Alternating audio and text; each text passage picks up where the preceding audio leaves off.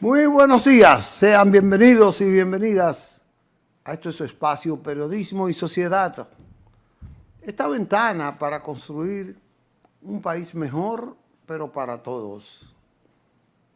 Como siempre, los lunes con el doctor Alfredo Polanco del Orbe. Nunca le había dicho así. Para nosotros airear, orientar sobre un tema de salud. Hombre que lo hace muy bien. La gente en la calle me dice muy bien cuando yo le mando esos programas. Le dicen qué bien en esas cosas. Bueno, hoy es lunes, como saben. Tenemos muchas cosas que comentar. Lunes, ya junio se va. Y entonces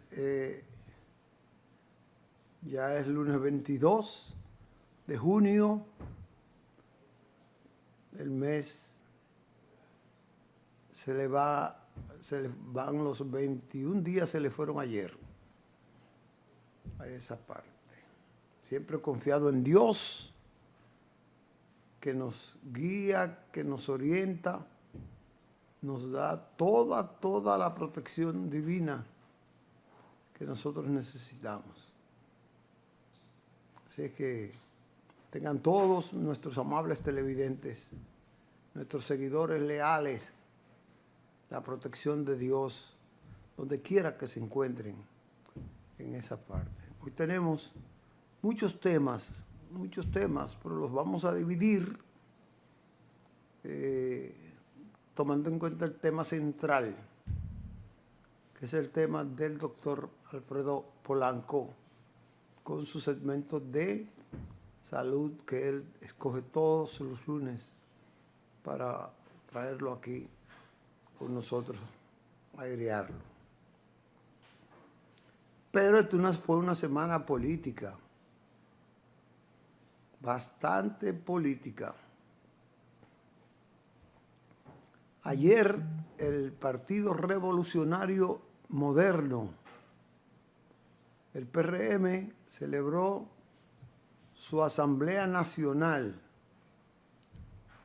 y tomó decisiones muy importantes, porque ya estamos en la bajada, en el declive, estamos en la pendiente electoral para las elecciones del 2028. El PLD tuvo actividades muy dinámicas por otros lados, igual que la Fuerza del Pueblo y los demás partidos. En cuanto al PRM, celebró su asamblea aquí en la capital y decidió que las autoridades internas, la renovación interna de ese partido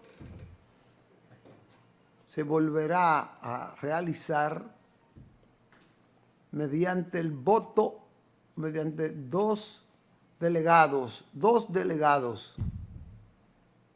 No recuerdo desde cuándo el PRM celebraba las elecciones por dos delegados. No lo recuerdo, ni siquiera cuando el PRD.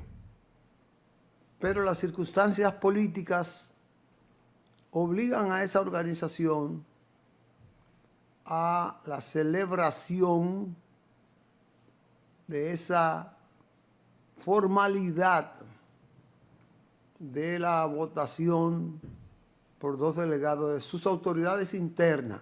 Óiganlo bien. Sus autoridades internas.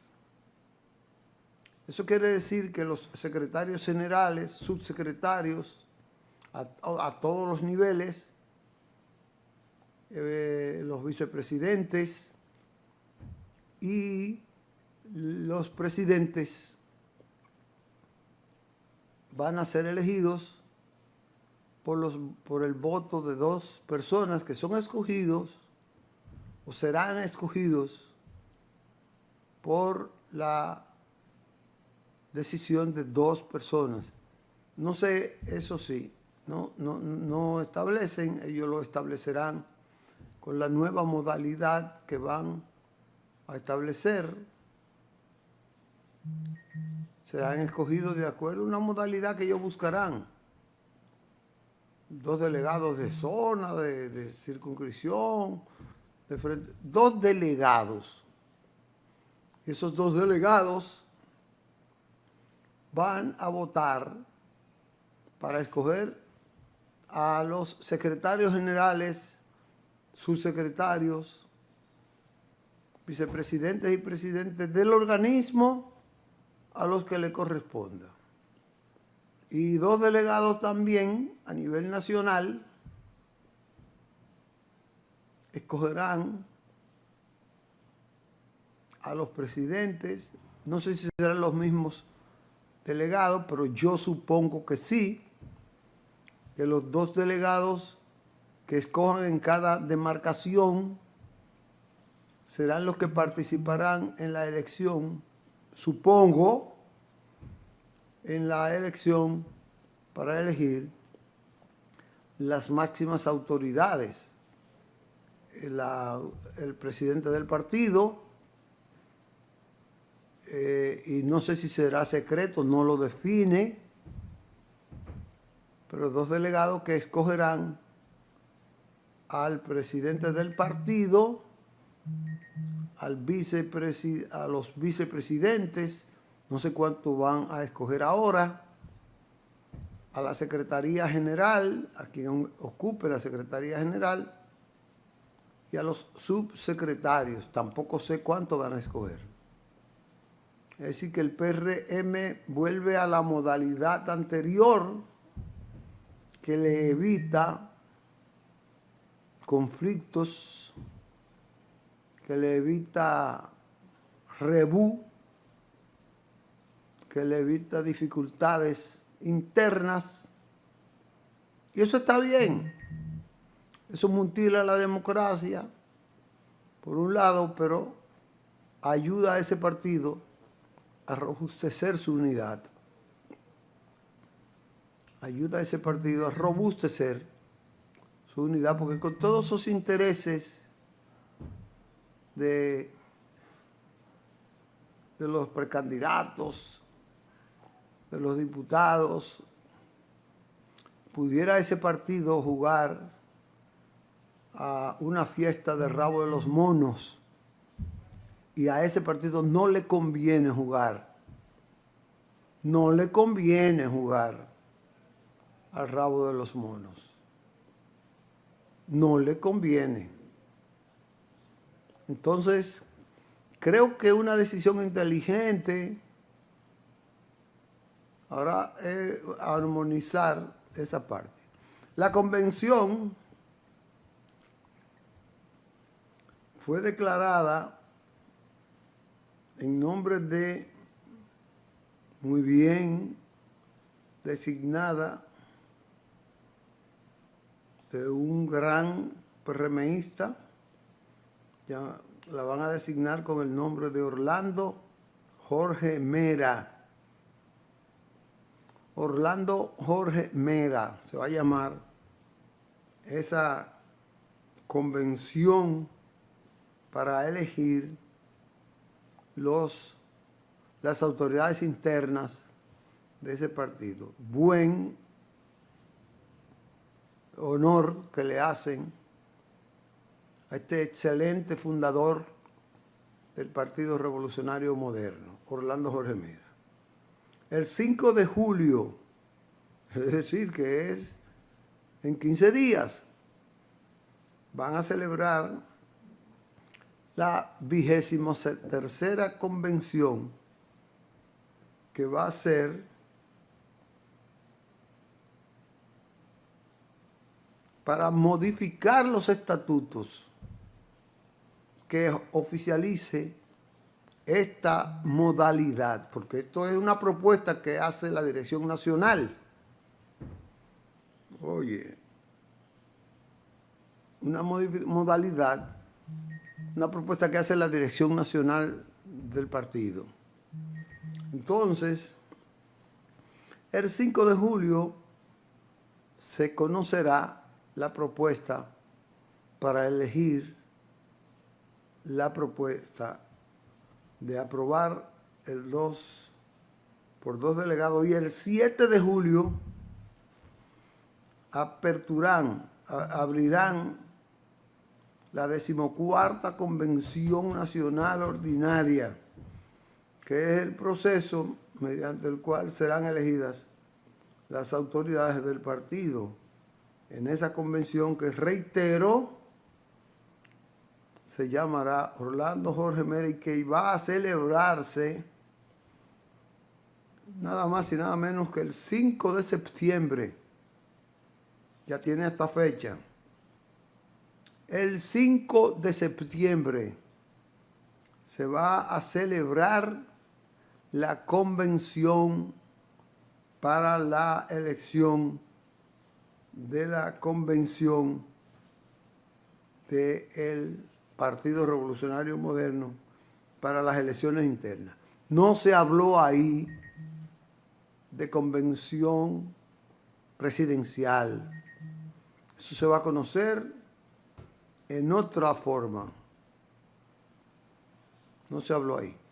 Pero yo no sé si está implícita que la votación para elegir a los candidatos presidenciales, eso tendrá que explicarlo la dirección, pero no está explicado.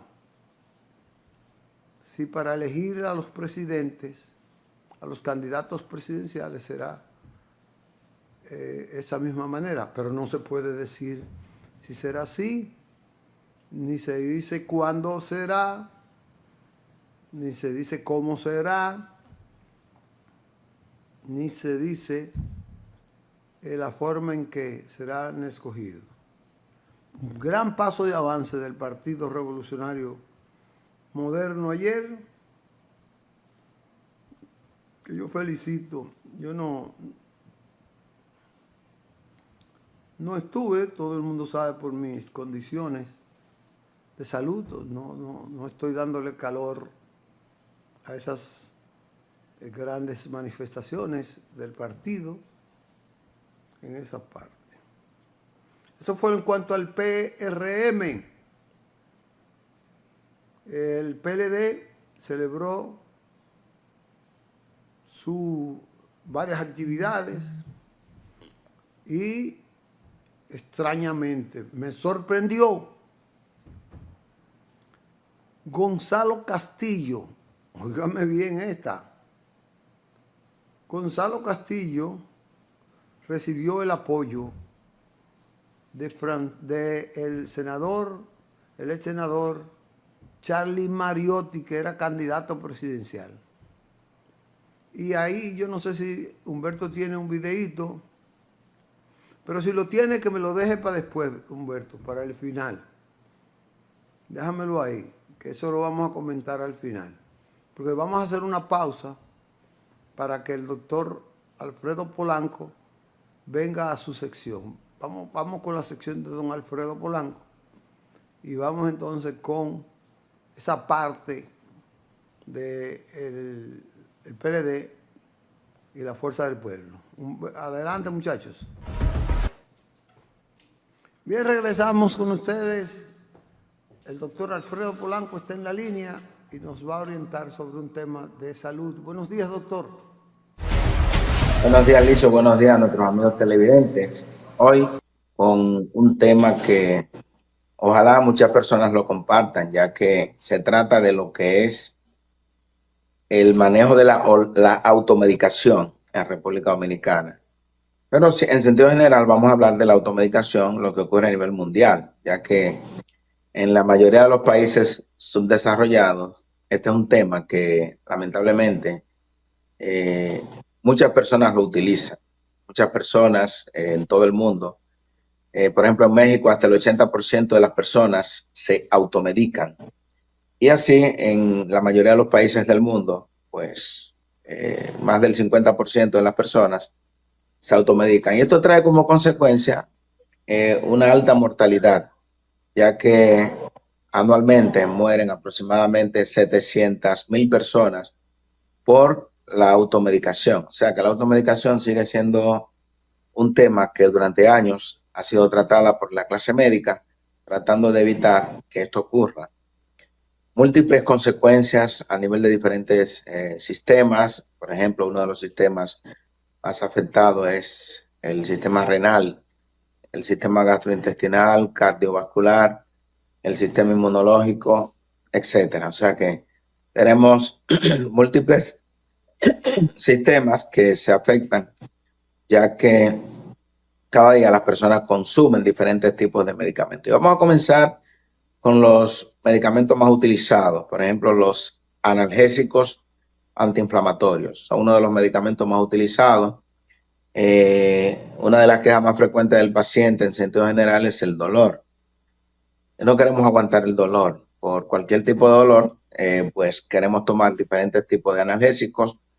Utilizamos al farmacéutico, pues vamos a la farmacia y le preguntamos qué es bueno para el dolor de espalda, qué es bueno para el dolor de cabeza, me duele el abdomen, y así sucesivamente, no dándose cuenta que el dolor es un síntoma, el dolor es una alarma que, por ejemplo, vamos a suponer, hay una pequeña llama de fuego que está encendida y si nosotros simplemente la cubrimos con algo, la tapamos y no apagamos el fuego, pues esa llama irá creciendo lentamente hasta ser un volcán. Entonces eso es lo que ocurre cuando nosotros tomamos calmantes, analgésicos, sin un debido diagnóstico. Si no tenemos un diagnóstico, pues solamente estamos tratando el síntoma de esa alarma que ya nosotros tenemos. Algo está pasando en nuestro cuerpo que nos está provocando el dolor. Es importante nosotros investigar, pero bueno, que es el médico que lo investigue, cuál es la causa de nuestro dolor. Nosotros, o ustedes como pacientes, nos describen las características del dolor, cuando inicia, cuando se aumenta, cuando disminuye, etcétera, y el médico puede sacar conclusiones utilizando algunas herramientas como estudios de imágenes, análisis, por ejemplo, y eso nos diría a nosotros la causa de ese dolor, pues, y tratando la causa, ya podemos dar calmantes o analgésicos y entonces podríamos curar ese dolor y el paciente no va a tener más dolor. Por ejemplo, hemos tenido casos de pacientes que tienen problemas de la columna, discopatía lumbar, y constantemente están tomando calmantes y dicen el paciente que le duele la espalda y que la vecina le dijo que son los riñones. Utilizan algunos brebajes, pero también así utilizan calmantes y luego ese paciente se crea un problema de los riñones. ¿Por qué? Cerca del 10% de las insuficiencias renales o de la insuficiencia renal crónica es producto de los analgésicos. Ese paciente que tiene semanas, que tiene meses utilizando calmantes, esos calmantes van a dañar a los riñones. Entonces vamos a tener a un paciente que tiene insuficiencia renal crónica. Hemos tenido muchos pacientes en diálisis cuyo único antecedente que tenemos es el uso exagerado de diferentes tipos de calmantes, tales como el diclofenac, ibuprofen, el naproxeno, etcétera, con diferentes tipos de presentaciones. Ese mismo calmante o analgésico que el paciente utiliza y que puede conllevarlo a insuficiencia renal aguda primero, luego crónica, también puede conllevar a que el paciente presente sangrado digestivo alto, sangrado gastrointestinal. Hemos visto a pacientes que tienen una semana, 2 semanas tomando diclofenac de manera constante y al cabo de 1 o 2 semanas ese paciente es llevado a un centro de salud porque tiene un sangrado gastrointestinal alto, producto de el uso indiscriminado de calmantes. Pero también pacientes con el uso de acetaminofén o paracetamol, que muchas veces piensan que es una droga inocua que no va a provocar ningún tipo de daño. Sin embargo, las hepatopatías o hepatitis medicamentosa secundario al uso indiscriminado de acetaminofén o paracetamol. Hemos tenido a pacientes que por un proceso gripal toman diferentes tipos de jarabe, al mismo tiempo esos jarabes tienen acetaminofén o paracetamol y concomitantemente están tomando por otro lado el paracetamol o acetaminofén. Entonces, esa combinación de ese medicamento en diferentes presentaciones o prescripciones va a conllevar a una insuficiencia hepática, insuficiencia en el hígado. Máxime si ese paciente, tomándose el paracetamol, está ingiriendo alcohol. Entonces vamos a tener ahora una combinación de acetaminofén o paracetamol con el alcohol. Y todo esto va a traer como consecuencia un aumento en la posibilidad de daño en el hígado. Entonces vamos a tener una hepatitis aguda medicamentosa, y el uso ya de crónico, pues durante mucho tiempo te puede dañar completamente el hígado. Entonces ya vimos cómo el uso indiscriminado de diferentes tipos de medicamentos o de antiinflamatorios no esteroideos te puede conllevar a insuficiencia renal, problema gastrointestinal, y te va a conllevar a una hepatopatía crónica. Con el uso de los antibióticos, el problema es un poquito más grave, y es que nos da una gripe y vamos a la farmacia, preguntamos qué es bueno para la gripe, pero no esperamos que el farmacéutico nos diga que un jarabito es bueno para la gripe y nos lo vende, sino que pedimos antibióticos. Estamos pidiendo la amoxicilina o ciprofloxacina, trimethoprim sulfa. Hemos visto como cuando hemos estado en las farmacias, a veces duramos un tiempo esperando que el seguro nos apruebe un medicamento y vemos cuán cantidad de personas llegan sin recetas, simplemente pidiéndole al farmacéutico un antibiótico. Se utiliza un antibiótico en República Dominicana por un dolor de espalda. El antibiótico no es un calmante. El antibiótico es una sustancia que se utiliza para una infección por bacterias. Sin embargo, para un dolor de espalda en República Dominicana se solicitan antibióticos. ¿Qué dice la Organización Mundial de la Salud con respecto al uso indiscriminado de los antibióticos? Que para el año 2050, de continuar así, posiblemente la resistencia microbiana sea la principal causa de muerte a nivel mundial. ¿Y esto por qué? Porque ya en esa época no tendremos herramientas, no tendremos armas para contrarrestar diferentes tipos de infecciones. ¿Por qué? Porque el usted darle antibiótico a una persona que lo que tiene es una infección viral, por ejemplo, una gripe, tenemos bacterias en nuestro cuerpo que se van nutriendo de ese antibiótico. Y a la hora que usted necesite de un antibiótico para una infección de vía urinaria, una infección de vías respiratorias, gastrointestinal, una infección de piel, etcétera, esas bacterias que tenemos en nuestro cuerpo ya han creado resistencia. Es decir, con esos antibióticos que usted utilizó o cualquiera de sus derivados, pues lamentablemente no va a hacer ningún efecto en ese paciente, pues ya las bacterias se han protegido contra ese antibiótico. Y es por ello que la Organización Mundial de la Salud dice eso claramente, que de continuar así en el 2050, posiblemente la causa número 1 de mortalidad sería por infecciones, resistencia microbiana. Entonces, por eso llamamos la atención a las autoridades, en primer lugar, que yo entiendo que deben de poner un stop.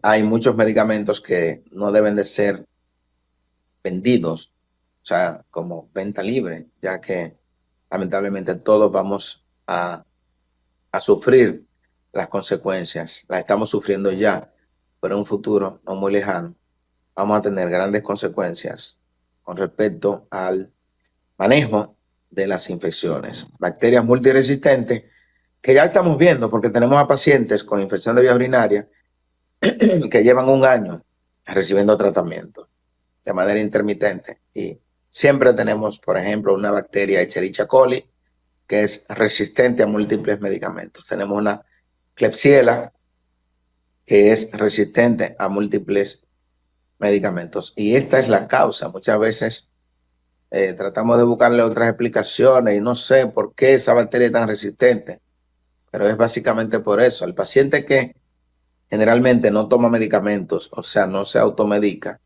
cuando tiene una infección y sale un urocultivo o un hemocultivo, un cultivo de secreción, etcétera, esa bacteria que tiene es sensible a cualquier tipo de antibióticos. Y muchas veces con una simple amoxicilina podríamos contrarrestar la infección. Sin embargo, en ese gran consumidor de antibióticos, tendríamos que utilizar otros medicamentos como son la piperacilina tazobactam, por ejemplo. Tendríamos que usar quinolonas de última generación, diferentes tipos de antibióticos bastante fuertes que están reservados para infecciones severas. De manera que tres tipos de medicamentos constituyen la principal causa de automedicación. Otro problema que tenemos es la dualidad de medicamentos, repetición de medicamentos de diferentes laboratorios. Hemos visto a pacientes que tienen, por ejemplo, varios tipos de jarabe que tienen todos el mismo medicamento. Se toman 3 tipos de jarabe y todos tienen, por ejemplo, paracetamol o acetaminofén. ¿Por qué? Porque el paciente tiene una gripe y ve que sigue malo, compró un jarabe, compró otro mañana y se está tomando los 3 jarabes cada 8 horas o cada 6 horas. Se está automedicando, pero encima de eso está duplicando o triplicando la dosis de un medicamento cuya dosis terapéutica no podría alejarse mucho porque está muy cerca a la dosis tóxica. Con respecto a las benzodiazepinas, por ejemplo, ahí tenemos menos problemas porque generalmente estos medicamentos necesitan una receta que está regulada por la DNCD. Por eso, gracias a Dios, las personas no pueden utilizar esos medicamentos. Pero ocurre un problema grave y es que hay pacientes que tienen problemas psiquiátricos y con frecuencia o con cierta frecuencia hemos visto que le prestan medicamento a otros pacientes. Entonces, eso es un peligro. Usted como paciente que está utilizando un medicamento psiquiátrico y esas pastillas que le sobraron se la da a otra persona, usted puede estar poniendo en peligro a esa otra persona porque su médico psiquiatra le prescribió a usted un medicamento y usted no puede seguir dándolo a otra persona porque usted no tiene la capacidad para hacer el diagnóstico de esa enfermedad que a usted le diagnosticaron y que ese medicamento sirve para esa enfermedad que a usted le diagnosticaron y a la dosis que se la prescribió su psiquiatra. Pero muchas veces el paciente quiere hacer las veces de médico psiquiatra, médico psicólogo, médico nefrólogo, médico cardiólogo, etcétera, etcétera. Entonces es importante que usted acuda a un chequeo médico rutinario y en el caso de que tenga alguna enfermedad, alguna patología, que usted no sepa lo que es, no puede estar inventando, yendo a la farmacia, pidiendo al farmacéutico que le indique tal o cual medicamento, porque esto podría poner en riesgo su vida. Ya dijimos en la introducción que cerca de 700,000 personas fallecen cada año por la automedicación, pero esos son los que fallecen. Todavía no tenemos una estadística exacta de la cantidad de pacientes que presenta otros trastornos. Por ejemplo, se sabe claro de que el 10% de las enfermedades renales crónicas están dadas por la automedicación y eso es un número bastante alto. Si comparamos que otras enfermedades, por ejemplo, como el lupus, como las glomerulopatías, no provocan el 10% de las enfermedades renal crónicas, pero sí la automedicación. O sea que debemos de tener sumo cuidado a la hora de utilizar un medicamento de los que nosotros pedimos que nos indicaran en la farmacia, o de los medicamentos que le sobraron al vecino, a la vecina, o también vemos con frecuencia esto de que yo sufro de la presión y estoy usando medicamentos para la presión y al vecino le duele la cabeza y yo supongo que es porque tiene la presión alta y le di un medicamento de los que me estoy tomando para la presión. Eso lo hemos visto con cierta frecuencia. Y todos los medicamentos y todos los pacientes no son iguales. Usted tiene que ir a su médico para que ese médico determine si ese dolor de cabeza es producto de una hipertensión arterial, y ese médico va a determinar cuál o cuáles medicamentos le va a prescribir para el manejo de su hipertensión arterial, ya que no todos los pacientes se deben de manejar igual. Por eso usted va a ver tantos tipos diferentes de medicamentos antihipertensivos, uno para cada paciente. Por eso usted va a ver cuántos tipos diferentes de antibióticos, dependiendo del tipo de infección. Usted va a ver diferentes tipos de calmantes o analgésicos, dependiendo del tipo de dolor. O sea que estudiamos para eso, duramos tantos años haciendo la medicina general, tantos años haciendo las especialidades, y usted que no ha estudiado, pues no puede arriesgar su vida automedicándose. Con esto concluimos, y es importante que si usted tiene alguna dolencia, que usted se está automedicando, pues es el momento de usted cambiar de actitud y acudir a su médico de cabecera. Aquí tenemos seguros médicos la mayoría de las personas, o sea que usted puede utilizar su seguro médico e ir a una consulta. Doctor, usted ha tratado un tema muy importante, porque la generalidad de la población, por un breve episodio febril, va y se hace un té, va y se hace una, ¿cómo llaman? Una tisana, es un té, o va a la farmacia y se compra un calmante, igual que un episodio febril, porque mi abuela, mi mamá me hacía esto, y entonces eso causa tal o cual mejoría. Entonces eso es muy importante causarlo a través del médico. Qué bueno que usted trató eso. Qué bueno.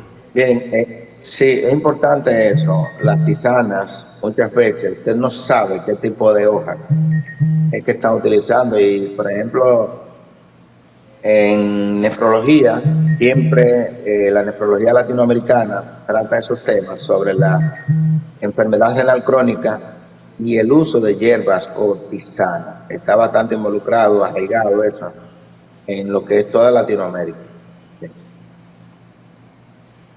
Bueno, pues muchas gracias, doctor. Nos vemos el próximo lunes. Bien, esperamos que si a usted le interesó, a cualquier persona que le interesó el programa, pues es importante que lo comparta con algún amigo, un familiar, que yo estoy completamente seguro que le van a agradecer esta información. Sí, este programa va a ser subido a YouTube y distribuido. Andrés Licho Matos, no, Periodismo y Sociedad, y después será distribuido en Andrés Licho Matos y también en Periodismo y Sociedad por más de 10.000 redes sociales que hay. Así que, doctor, muchas gracias. Hasta luego. Bien, regresamos con ustedes.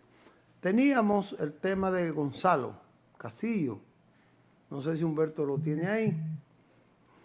Un tema relevante porque Gonzalo no había hablado de candidatura.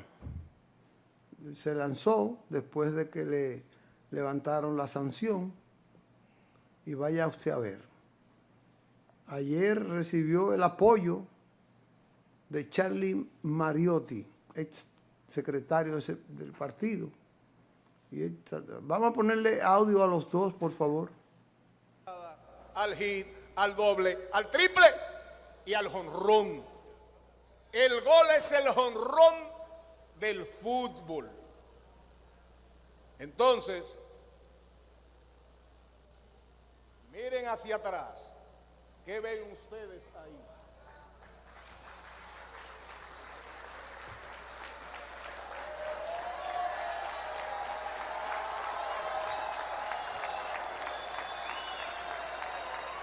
Con Gonzalo vamos hacia la portería, vamos hacia el Palacio Nacional y digamos todos, ¡gol! ¡Gol! ¡Gol! ¡Gol! ¡Gol!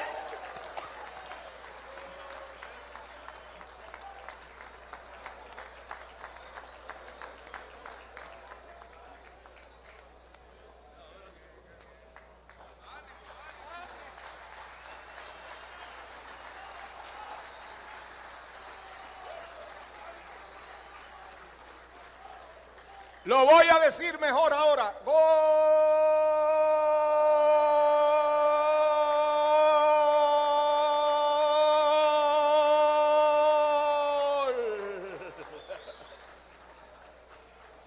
Recibamos todos de pie, llenando el aire de pulmón, los pulmones de aire. La emoción, Rufino, la emoción. Y cojamos ánimo. Y digamos todos, presenten ustedes, van a decir ustedes. Y con todos nosotros, ustedes. Y con todos nosotros, vamos con todo. Gonzalo, ¿de acuerdo? 1, 2 y 3. ¡Gonzalo Castillo!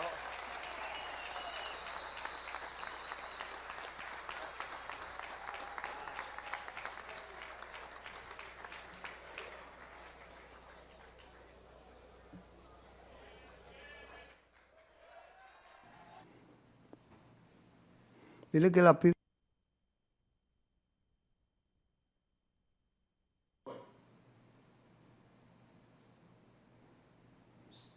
Vamos a una pausa y venimos entonces ya con el discurso final de Gonzalo. Yo hacer un breve comentario. Estoy hablando de temas que muchos prefieren evitar. Quiero referirme a otro tema que preocupa profundamente a nuestro pueblo. La migración. Ha llegado el momento de llamar las cosas por su nombre. El principal desafío migratorio que enfrenta hoy la República Dominicana tiene nombre y apellido. Es la crisis haitiana. La crisis haitiana y sus consecuencias sobre nuestro país. Y quiero ser claro, muy claro, no se trata de odio, no se trata de discriminación, se trata de soberanía, se trata de orden y se trata de respeto a nuestras leyes.